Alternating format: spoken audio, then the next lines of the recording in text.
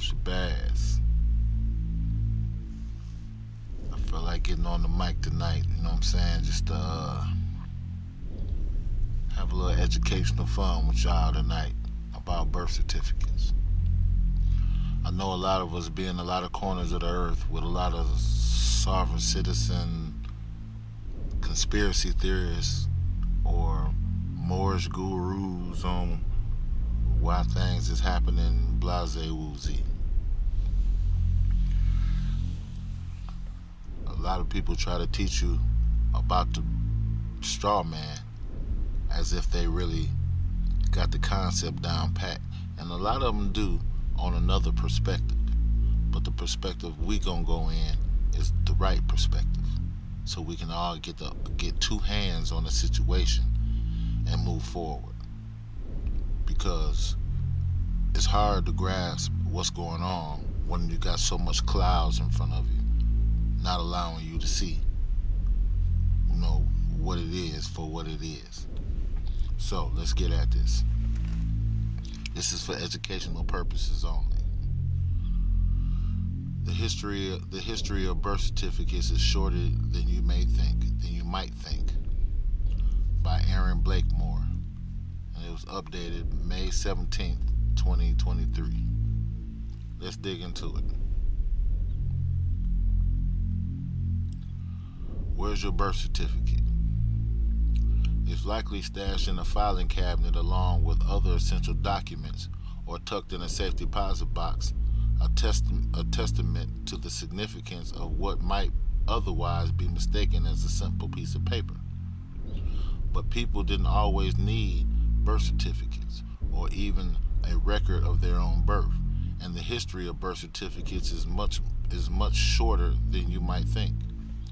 For centuries, births and deaths were documented in church records, not government ones.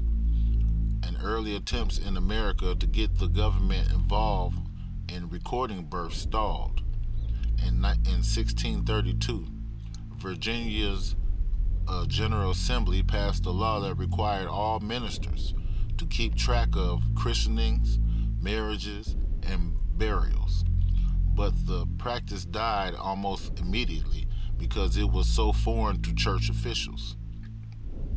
Massachusetts passed a 1639 law requiring towns to do the same thing, but records remained patchy and inaccurate.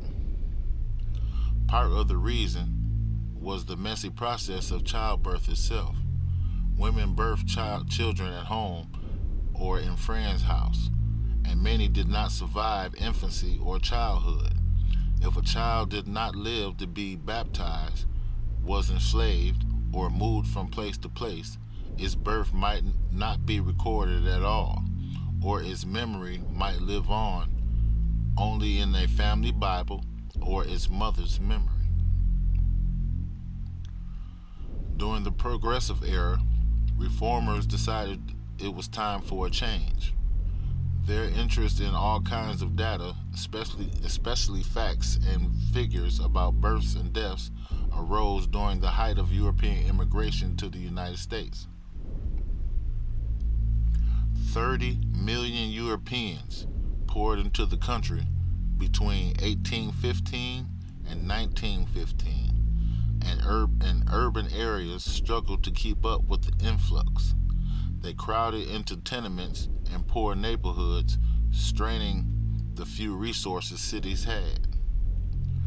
Reformers, many of them affluent women, set to work tackling the immigrant problem.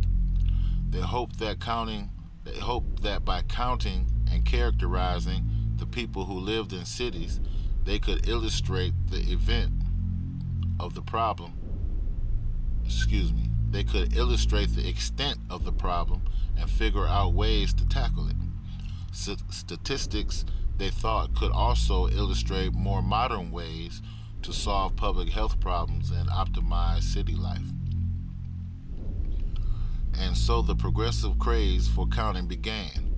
Reformers made maps of ethnicities and lists of the unemployed, but when it came to public health, they lacked data. They began to pressure the U.S. Bureau of the Census to register all births. Excuse me. New York birth certificate, 1913. The Bureau, let me stop right here. I want y'all to realize, first and foremost, before 1913, where I'm finna read now, you have to realize what was going on at this certain point in time. At this certain point in time, you know, I'm not talking about the flowers and the candy of the situation. I'm talking about the murder and the deceit of the situation during those times.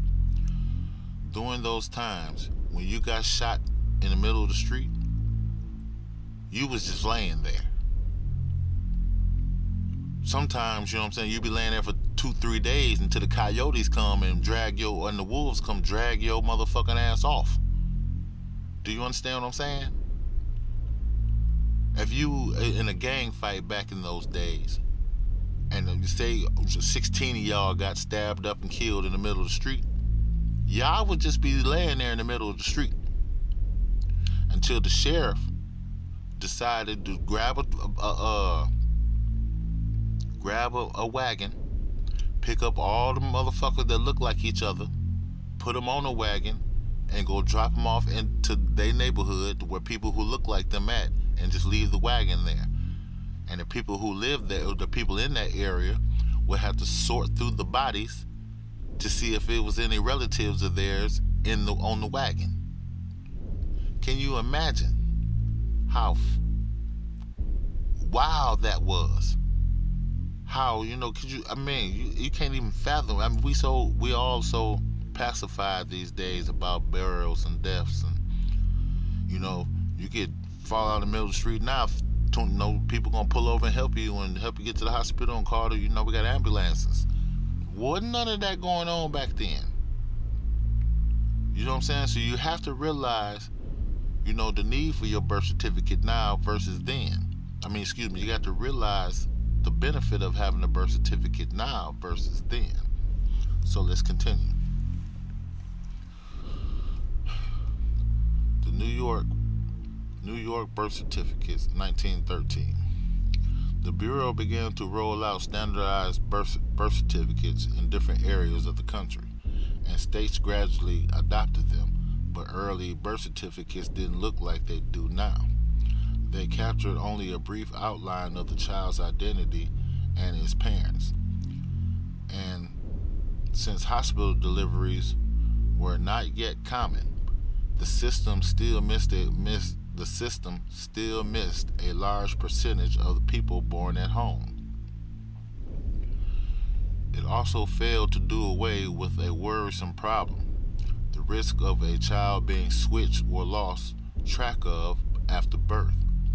Early maternity wards did not have stringent identification policies. As historian Judith Walser-Levitt writes, mothers worried they would go home with the wrong baby, and sometimes they did. It took a world war to finally give birth certificates the push they needed to become universal.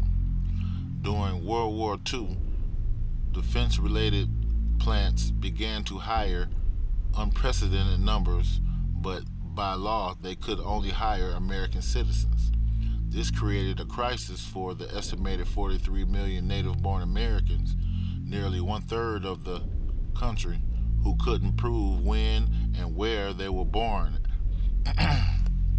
At the time, the article estimated 200,000 people were born every year without getting a birth certificate. Magazines and newspapers began to try to educate people on the need for birth certificates, but warned of the difficulty of getting one during wartime. A birth certificate is a good thing to have, explained in a 1942 article in Good Housekeeping. Please do not apply for a birth certificate today unless you absolutely must have one. Newborn babies in American hospital.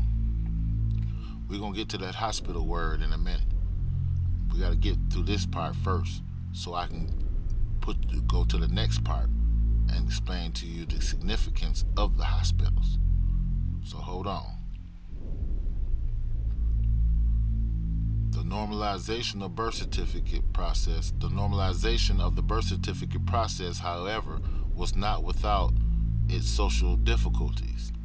As the New Republic's Lisa Monday explains, the national system of using two birth certificates for adopting children, one listing their birth parents and one listing their adoptive parents, then sealing the original birth certificate, made the system party to one of our biggest collective lies. Adoptive parents could pretend adoptive families were biological ones, and today children must petition for their own original birth certificates and adoptive records in many states. As the social welfare state expanded, so did the need for birth certificates. In 1946, the National Office of Vital Statistics took over birth certificates nationally. These days, they prove eligibility for things like Social Security, Medicaid, and public programs like WIC, offering food and nutrition to women, mothers, and young children that might make a progressive Arab reformer proud. Dig that.